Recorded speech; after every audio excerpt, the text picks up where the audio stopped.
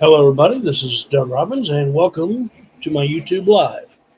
We're going to get on here and just quickly talk about why being a writer sucks. Again,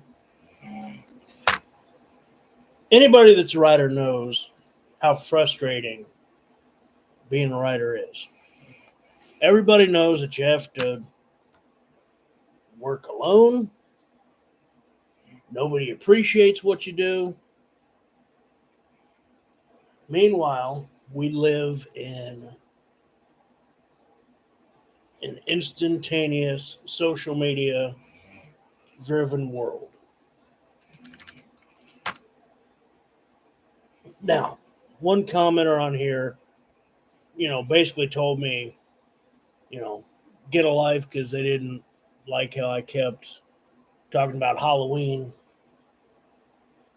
So, first of all, I would like to meet cowards like that in person and have them say that to me in person.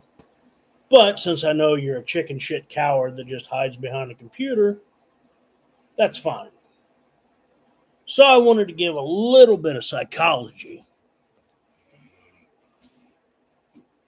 as to why I try to, I'll talk about my life. Ain't none of your business. I'm boring. I try to talk about the stuff I want to talk about. I like the Halloween movies because Lord knows I'm exposed every day to stuff I don't like. And it gets frustrating. It gets frustrating that nobody cares. Nobody. Again, you love the stuff you love, and everybody cold and callously just, just living your lives. And it's not up to them to make your happiness. And everybody says, you should change your mindset and just worry about you. And I get disheartened. I'm on here and I talk about a heck of a hex. A little YA story I wrote about a girl that gets cursed as a YouTuber because she's YouTube famous, and some guys that signs autographs, or he asked for an autograph, and their interaction, he kind of felt like jilted or disrespected, and so he curses her. And her sister, who she kind of quarrels with, she has to team up with. And it starts off in high school and it goes through college. And it's a nice story. And again, I understand from an unknown author it not selling more copies. But again,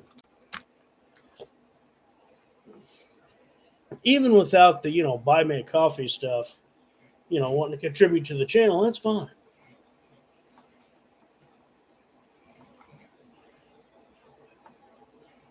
And again, I'll post stuff from my vocal page, vocal.media. I'll post stuff from a Medium, hub pages, author Doug Robbins, and nobody cares. And you'll go on to Twitter, and again, somebody had some stupid new, I think, series from Ella Purnell called Sweet Pea. You know what I mean? And you just, when you feel that frustration of like Robert McKee, Charlie, my shit is better than their shit. You know what I mean? And again, I know that horror has always been that fringe society or that fringe genre. So when I wrote in those stories and I wrote those movies and everything, I wrote those things knowing that I kind of had to be the keeper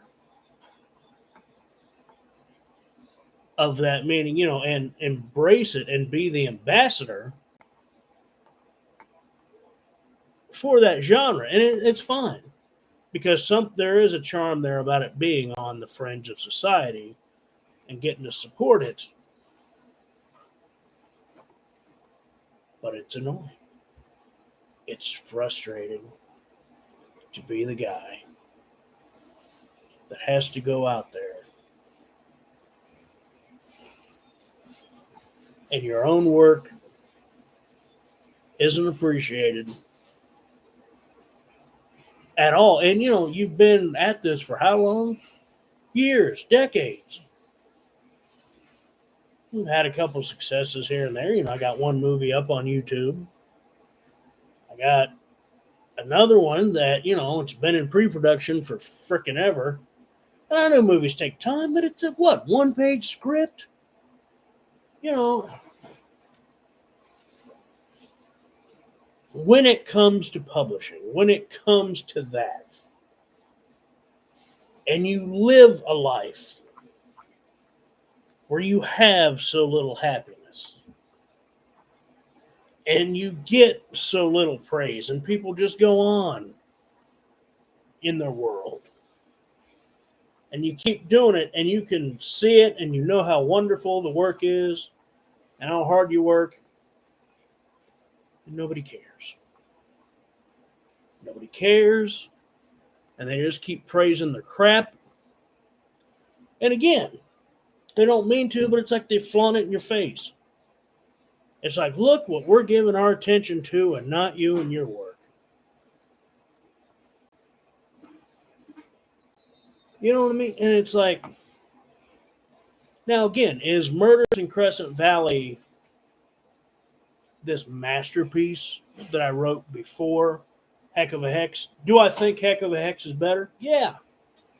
But I love slasher films, and I remember having elements that I thought were cool as hell, because I remember specifically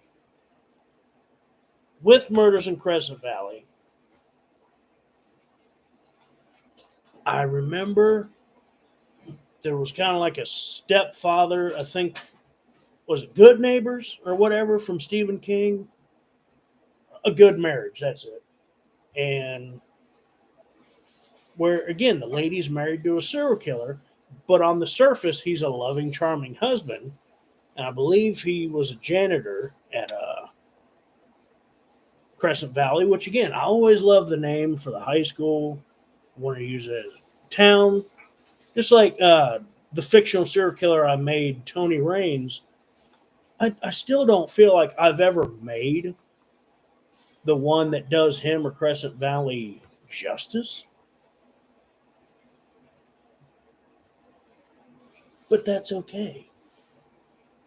Because, they're always in the back of my mind. But again, I also don't want to just plug and play. Because the one that sticks is the one that sticks. And again, Drag Queen from Hell, the black transvestite killer, again, I think he's a good character, and I've wanted to remake him, but at the same time, that's the way that the story should end. Like, you know what I mean? Like, he's dead, and yeah, if you want to remake your own work, sure, you can remake your own work. That's fine. But it's like, I don't want to, because of how perfect that was. He was in love with that guy because he had, a psychotic crush. I mean, shit, we've seen movies like that. We saw Fatal Attraction. We saw Single White Female. Movies in that vein. And he winds up killing the guy's wife. And the dude. Now, again, those movies, I don't want you guys to think, Lewis was in love with the guy, but it was a crush. I think they worked together. So, they never like had sex or anything. It just unrequited love, but he was jealous of the wife, so he kills her, and then at the end, the husband gets to kill Lewis. So, because again,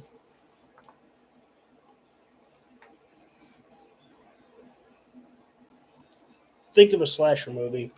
And again, the original Halloween Now, people say that more now. I'm sure they didn't say it back then. They're like, what? He killed like 5 people in on one night back in '78. It wouldn't be like if you're deleting all the sequels from the David Gordon Green trilogy. It's not that big a deal, but when you compare that to something like Terrifier, for example, um, there is there's a philosophy I've had. If the killer hasn't done enough, then you leave him alive at the end. And the original Halloween, a lot of the time was spent like stalking, so it was a little more understandable. Okay, to keep Michael Myers alive. Every movie in the Terrifier now trilogy, but they said they're already working on the fourth one, and it's not in October. So Terrifier 3 comes out next month. Um, and they've already got a fourth one. And they're saying, oh, by the way, this is even more graphic when 2 was insanely graphic. You know, art's done enough to where it's like, dude, I said I don't even want to watch this one until I know for sure this is the end and they're going to kill art. Because again, I don't think any of the movies have been better than the original. Um, because one's that needlessly bloody, I just feel like you have to have something. Like, again, the Saw movies are extremely graphic, but you have James Wan, who's brilliant, and all the detective work and how smart not only Jigsaw is, but the detectives. It's written like, yeah, it's graphic, but it could almost be like anybody know the old anime Case Closed? Brother used to watch the show, and he used to have, I guess they call them mangas or mangas. Um, but he used to have a few of the books back in the day, and he watched the TV show. And it was smart. And again, Terrifier, everybody says, well, it's a throwback to the 80s. And it's like, no, it's a throwback to what you believe the 80s were. Because again, we can watch trash. We can watch like Slaughter High crap that would have been more in the vein of Terrifier. Um, just absolutely disgusting movie. Horrible characters being horrid bullies for no reason. Just awful. Which, yeah, it's about the comeuppance, but it's also about having to put up with those people. Like, again, and then you'll compare it to the Halloween remake, where again, we get why uh, the stepdad was awful. We get why the bully was awful to create Michael Myers. To a lesser extent, we can even kind of understand why Judith was a bitch. That's fine. Why did Linda have to be that horrible? Because again, original Linda,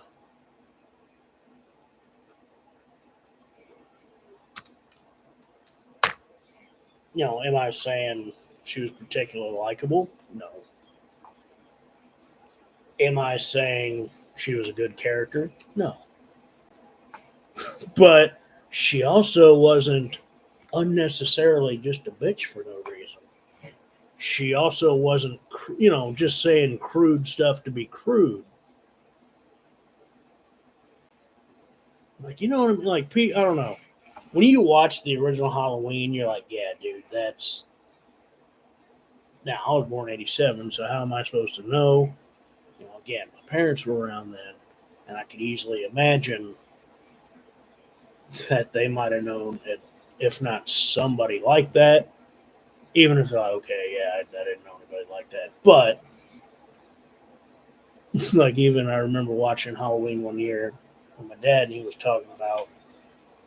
I was like, God, because I remember the couch after Lori dropped the knife. I'm like, God, did all the furniture look as scratchy and hot?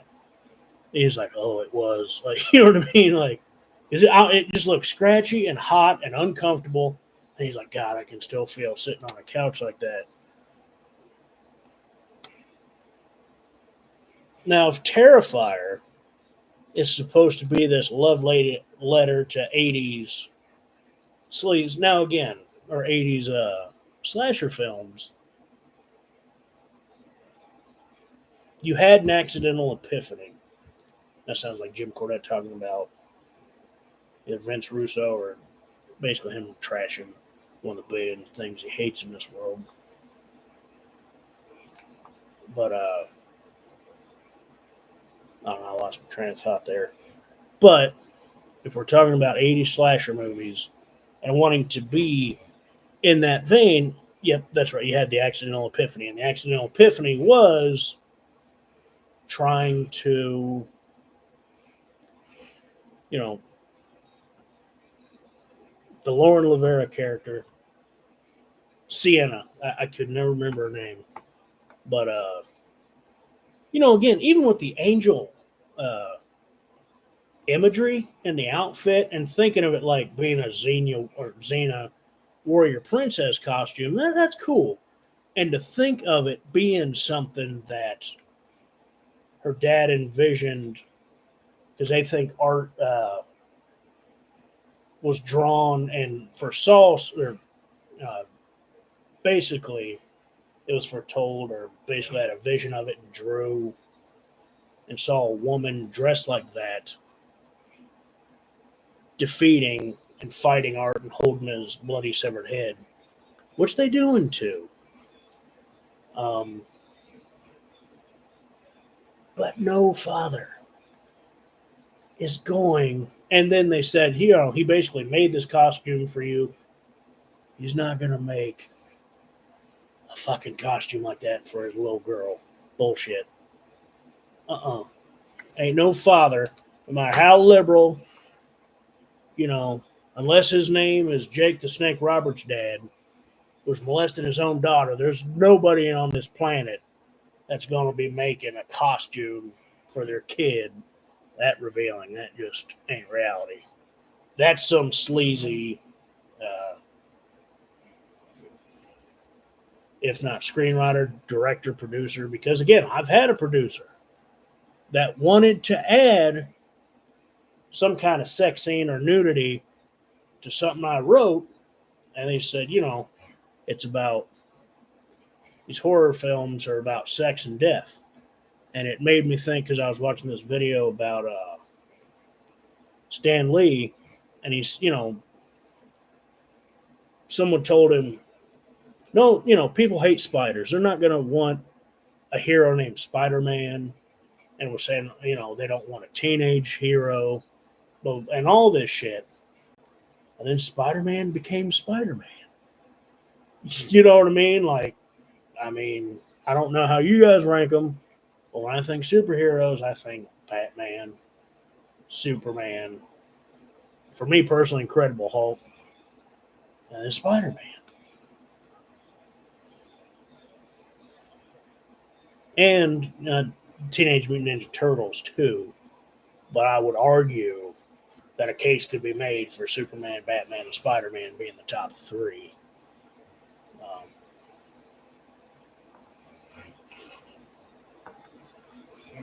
you know, that was some either sleazy writer, director, producer giving him a note like, oh, let's give this, it's supposed to be an angel outfit. Let's make it revealing because this girl, you know what I mean? Like, you're just a sleazy pervert just wanting to see a girl in a skimpy outfit. Don't BS me.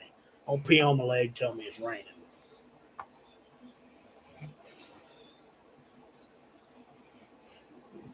With that being said, guys and girls,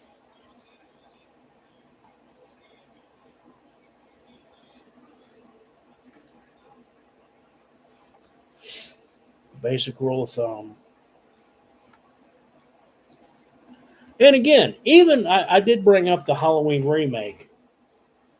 I think that is as far uh, graphic, with graphic violence, a slasher movie should be. I mean, Terrifier is just, especially after two, and they said three bumps it up even worse. Again, second one, the little boy is obsessed with serial killers. Little boy, uh, and his mom's giving him crap. It's like, God forbid, like, how would you feel if he killed someone in your family? And you know what I mean? Like, in trying to say, but there's that angle. There's a little bit of heart and there's a little bit of story, but really, there's also the dumb stuff that, I don't know. The dumb stuff is always amplified in these slasher movies in people's mind. It's amazing. Um, you know what I mean? Like,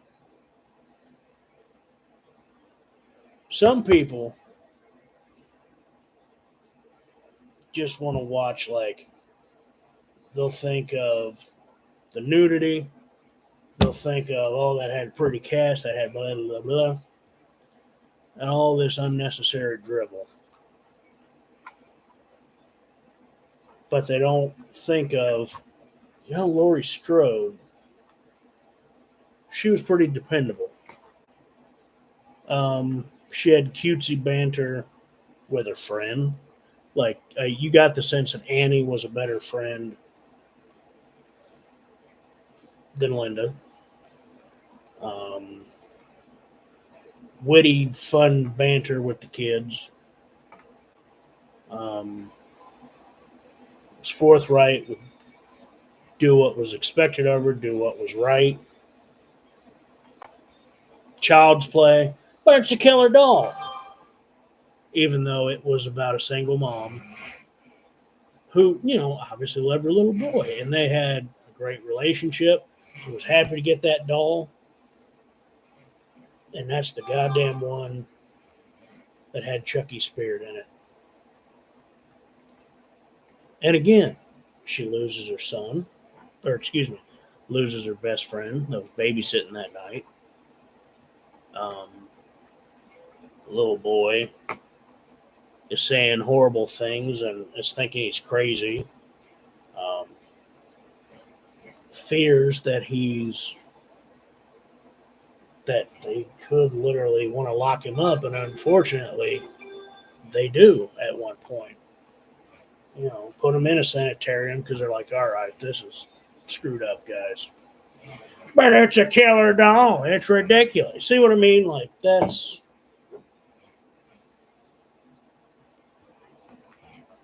annoying. It's frustrating because anything's possible in a film, anything's possible in a movie. And because this is the genre it is, people crap on it, people dismiss it. But let's say it's something like The Shining, that literally, the movie, has no message, that Stephen King himself said this was like a big, beautiful Cadillac with no engine. And it's true, the movie sucks. It's not scary. Just because I want to vomit when I see the naked old witch doesn't mean it's scary. It means it's flipping gross. But it's so deep. Like, even this length of shot, nothing happens. A naked witch shows up and Jack finally puts an axe in Dick Holland's chest. You basically wait for what? Those two big scares and a total of 4 or 5 scares, maybe, in a long, drawn out, long winded movie.